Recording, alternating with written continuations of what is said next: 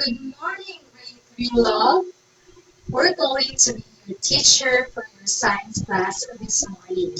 Allow me to introduce myself. I am Miss Bea Angelica Artabigan, but you can call me Teacher B, and together with me is Miss Cassandra Liz Mulato. Before we formally start our discussion, let's have our prayer first. So, may I call Mr. Ray to lead the prayer.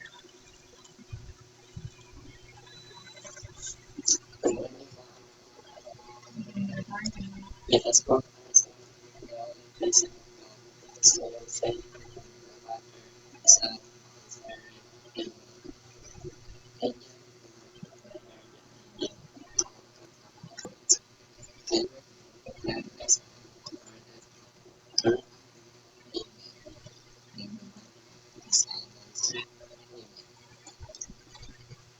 Good morning again, class. May I know if there is any absent in our class today? Very good. Everyone is present, so of course, the class wouldn't be complete without the rules. So allow me to read the rules for our virtual class today. Be on time and be prepared. Next, turn on your camera. Listen attentively. Mute microphone when not speaking. Raise a virtual hand if needed to talk. Stay focused and respect everyone. Okay, so the, at the end of this lesson, the learner should be able to identify the different sense organs of the body, show how each sense organ works by creating a simple sense poster, show interest in learning about the helpful habits to protect sense organs, and practice healthy habits in taking care of the sense organs. Are you guys familiar with the tune? Are you guys familiar with the tune of the music if you're happy? You know it. Very good, because that's the tune of the song that we will be singing today. But teacher B will sing it first, and then afterwards we'll sing it together. Okay? Okay. So, excuse me. Our song is entitled "Use Your Five Senses." It goes like this: We use our eyes so we can see all around. Color shapes and things that move on the ground. Open wide and take a look, like you're reading in the book. We use our eyes so we can see all around. We use our ears so we can hear every sound. Birds that chirp and kids who laugh all around. Soft or loud, near or far, hear the music, hear the chord. We use our ears so we can hear every sound.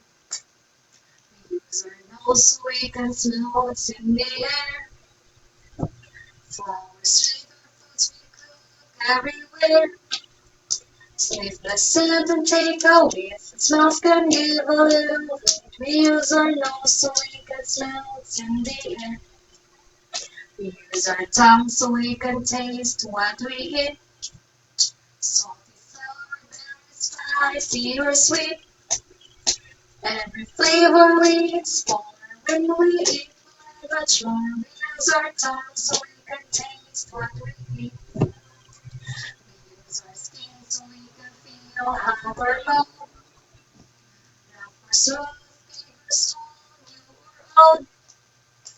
Touch and feel the we hold tight. Feel what's wrong and what feels right. We use our skin so we can feel hot or cold. Very good, class. It seems that you really love the song. Now that you feel energized, we will have a challenge. You have to find the hidden material and write it down on your science notebook. You can find the words horizontally, vertically, or diagonally. You will be given 1 minute to do the task. So, are you ready, class? Give teacher a heart reaction to the okay. Okay, your time is up. So what are the words you found in the puzzle? Very good, eyes. Another? Yes, there is next. Exactly. Another? Yes, ears. Okay, another. And lastly, have nose. So what do all the words you found in the puzzle have in common? Yes, yes, they all sense or sense. How do this what part of understand is happening? Yes, to tell us what is the things are asked. So, which of these organs do you use most activities? And why? On the other hand, your eyes. Why your eyes?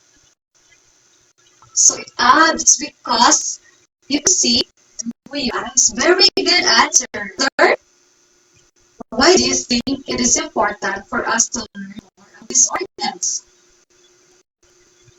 Any other hint? Also, we can take this organs and we can sit in our ears. Very good. Let's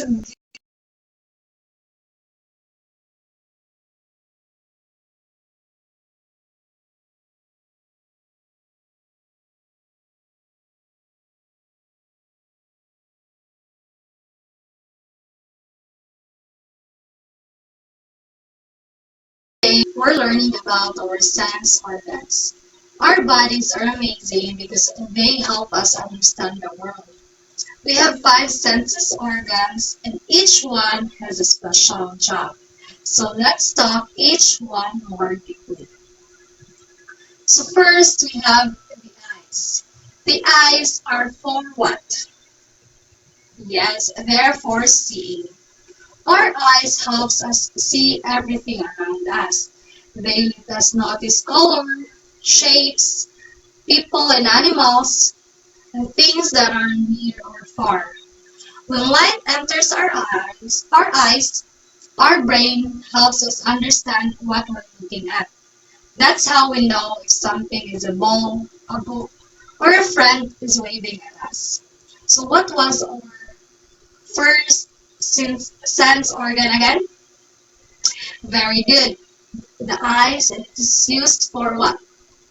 For seeing. Very good. Next, we have the ears. And the ears. The ears are for what? For hearing. So our ears helps us hear different sounds. With ears, we can hear music, people talking, dogs barking, car passing, or birds singing. Ears also helps us our balance, so we don't fall over easily. They work with our brain to help us stand, walk, and run safely. So, what's our second sense organ again? Very good. It's the ears for what? For hearing. Very good, grade 3. So next, we have the nose. What is nose for? It's for smelling. So our nose helps us smell. It can tell us when food smells good, flowers smell sweet, something is burning, or something stinks. So smelling also helps us, excuse me, smelling also helps us with tasting. When you have a cold or your nose is blocked, food doesn't taste as strong because your nose can't help your tongue. So what was our third sense organ again? It's the nose for smelling. Very good, grade 3. Next, we have the tongue. The tongue is for tasting. So our tongue helps us taste different flavors. There are four main tastes. First is sweet, like chocolate or fruits. Next, salty, like chips or popcorn. And then we have sour, like lemons. Lastly, bitter, like some medicines. Your tongue has tiny bumps called taste buds. They help you know what kind of food you are eating. So, what was our fourth sense organ again? It's the tongue and it's used for tasting. And then lastly is we have our skin. The skin is for touching and for feeling. So our skin covers our whole body and it helps us feel things. Through our skin, we can feel hot or cold, soft or rough, smooth or bumpy. So our skin protects us. It warns us when something is too hot, so we do not get burned, and too sharp, so we do not get hurt. So what was the last sense organ again? Okay, it's use touching or feeling. So what was our five senses? Can you recall? Very good. Eyes, ears, nose, tongue, and skin. Because without our sense organs, we would be able to understand what is around us. They help us stay safe, they learn and explore the world.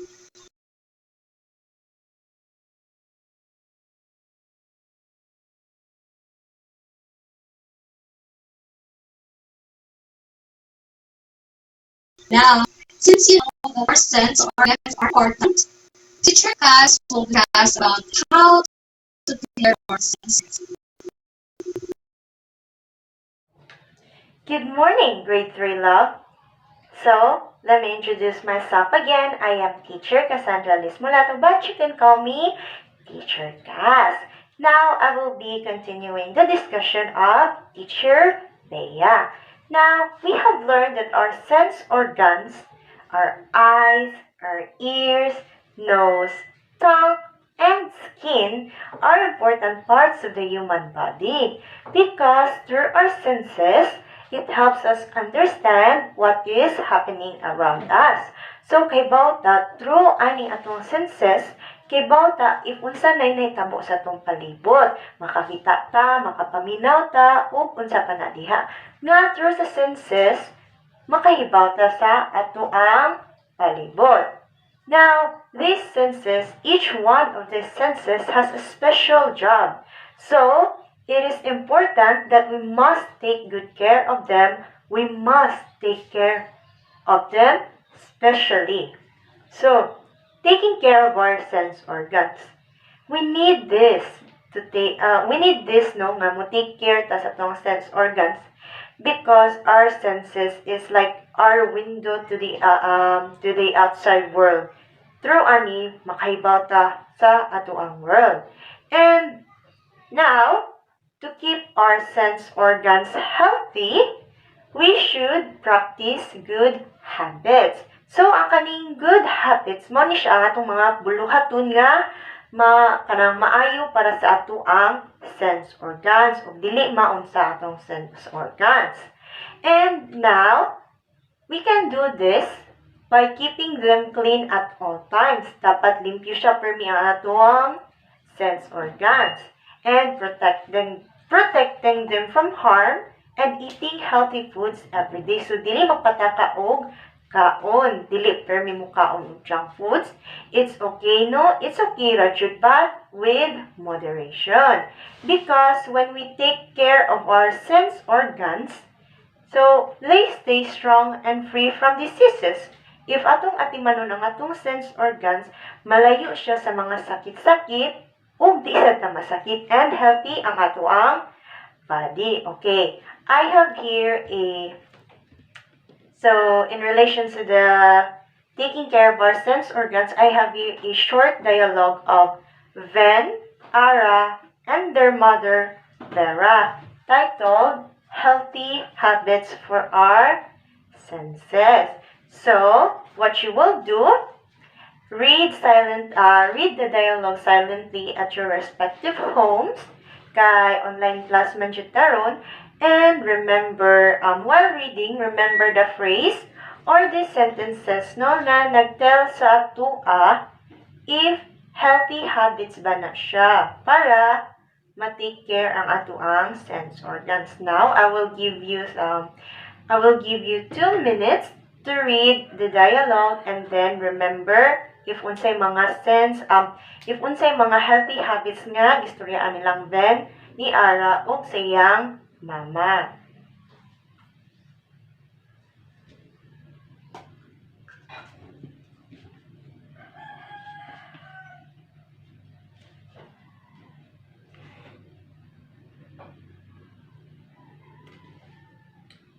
Okay, so humana og basa ang tanan.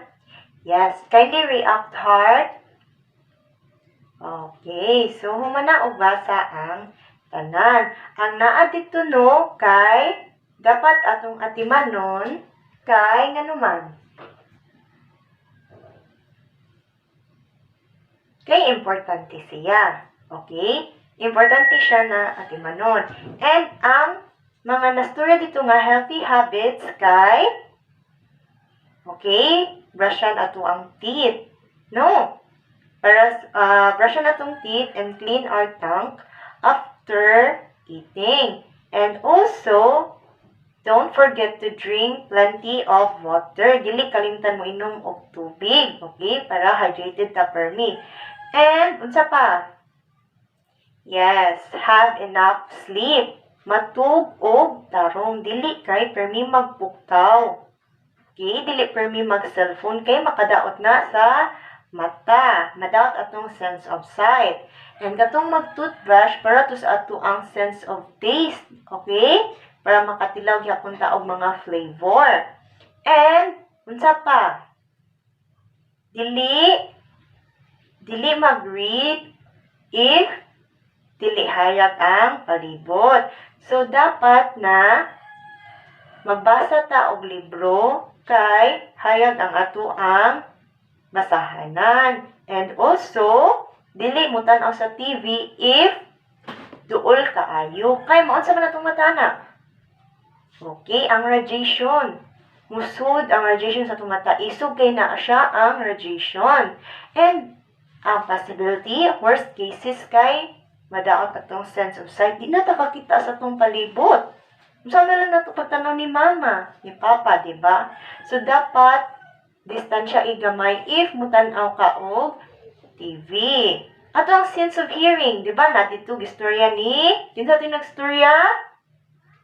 Si Ven. Dapat ato siyang limpyuhan para makatungog ta sa mga ipangsulti, makadungog ta og sounds sa chirps of birds, di ba? Unsa pa? Yes, dili anaan og mga butang ang tunggan kay maunsa pala na masamad, ma-infection, dili na hinunta kadungog. Di ba? Unsa pa? Yes, take a bath and clean our hands to protect our skin.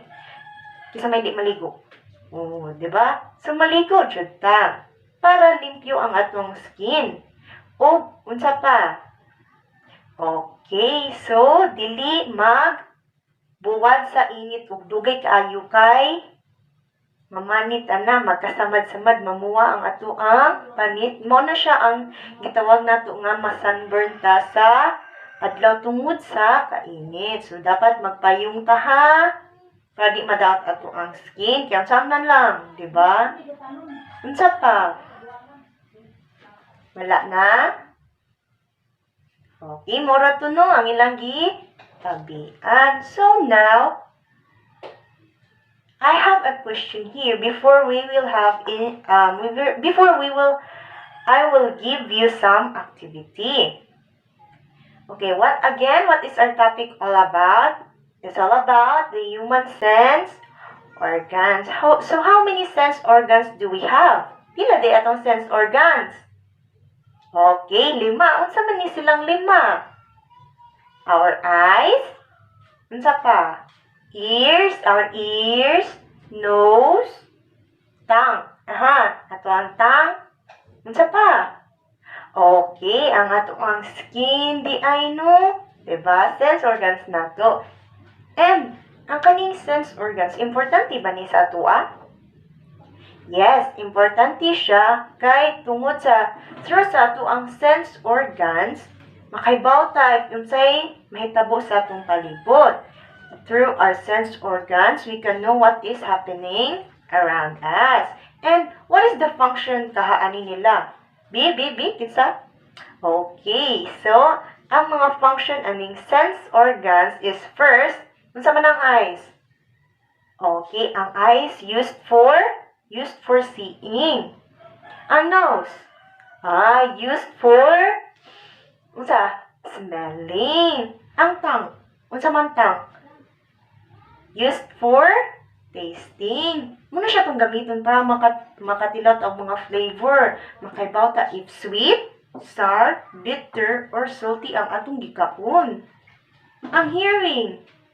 Okay, para makadungog ta sa ato ang palibot.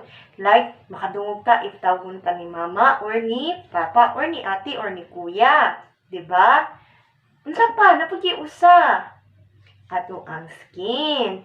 Through sa ato ang skin, kay it is used for feeling and used for touching and feeling something. So through our skin maka-feel. Diya din nato ma-feel if unsa ang texture sa ato ang gihikap, if smooth, rough ba siya, diba? So last one is, should we take good care of them? No? Should we take good care of our senses? Yes, so we must take good care of them. How? Okay, by practicing healthy habits sa katong gistoryahan ni Vena, ni Vera, o ni Ara. Kato si Vera, no, mami nila.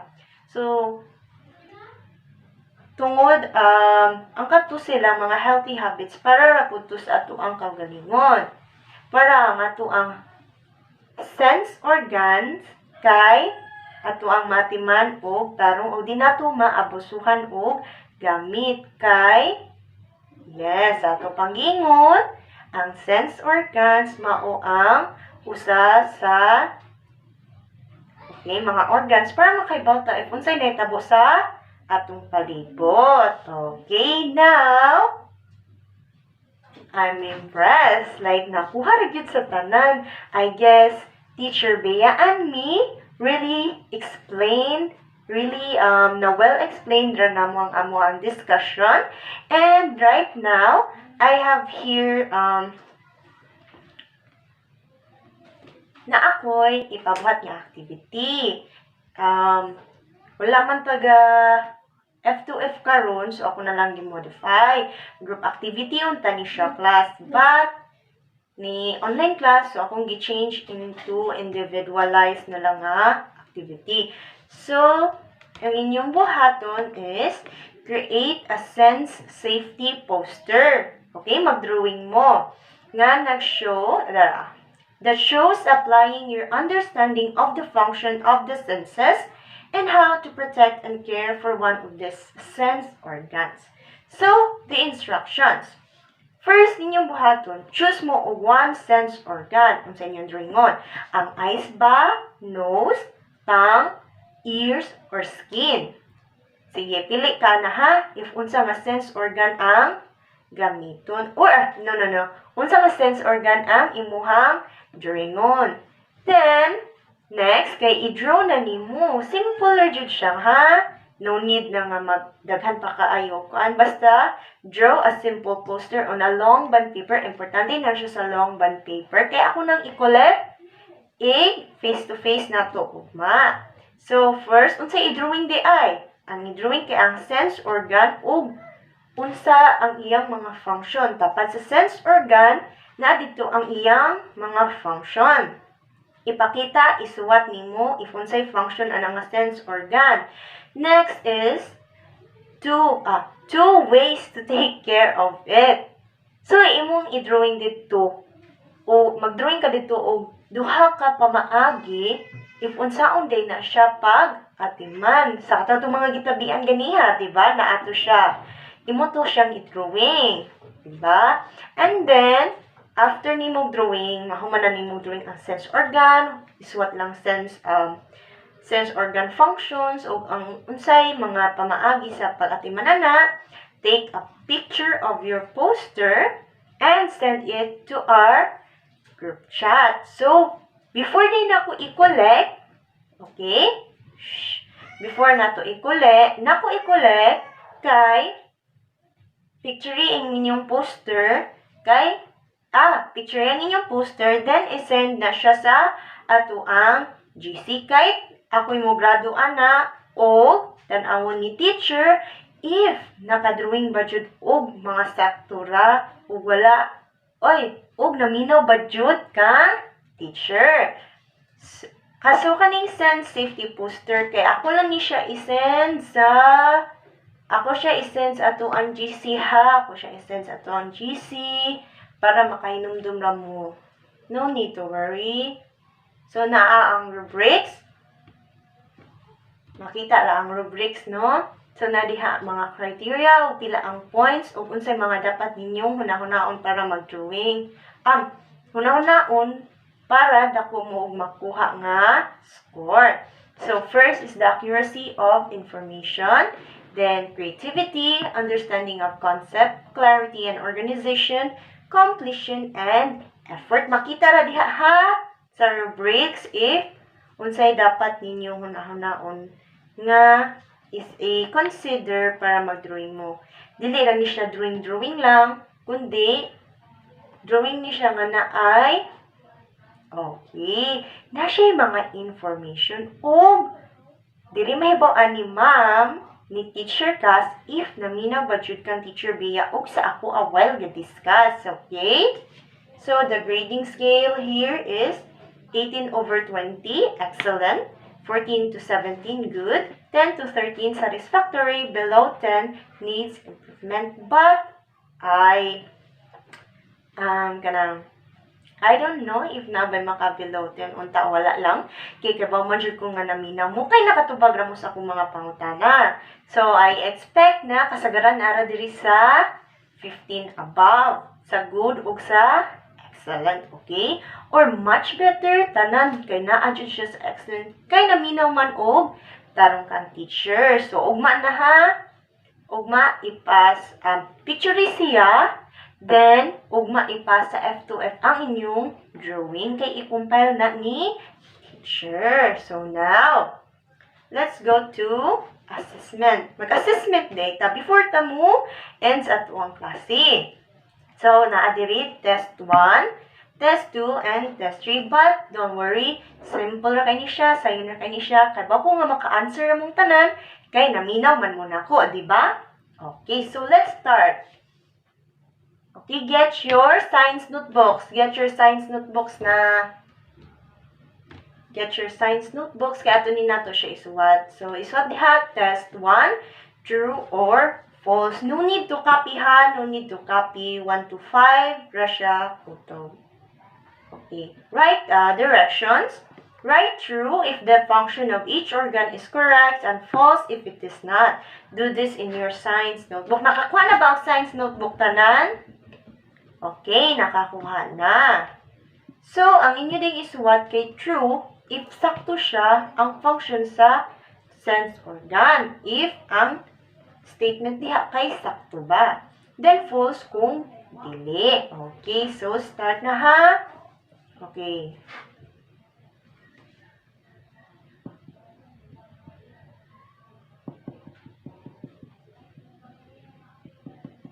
Sa science notebook ha, sa science notebook.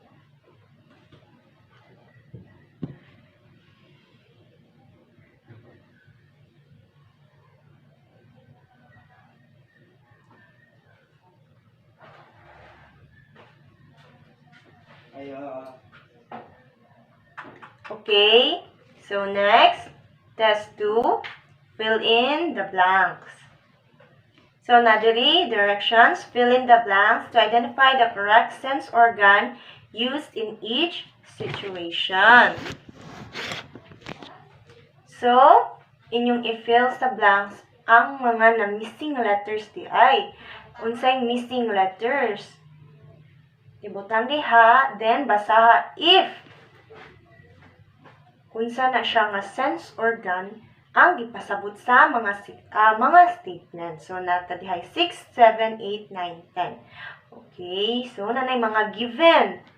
Igo na lang mo sa pag-identify if unsa na siya nga sense organ ang gipasabot ana diha. Kada number, each number. Okay, I'll give you 2 minutes. Kaniya kay 2 minutes man, karon 2 minutes full. Okay.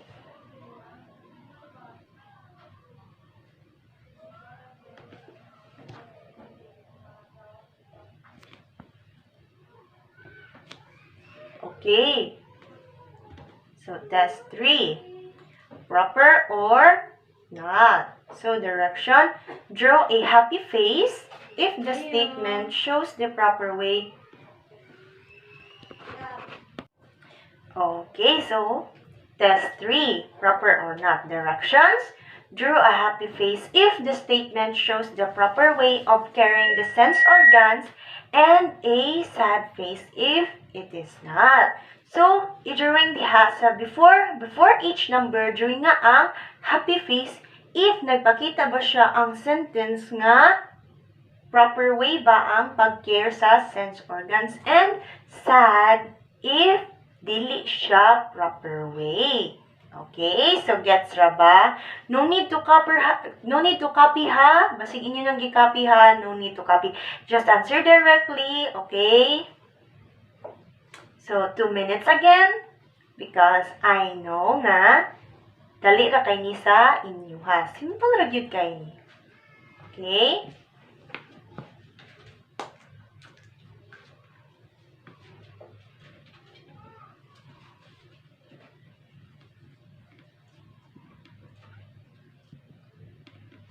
Okay.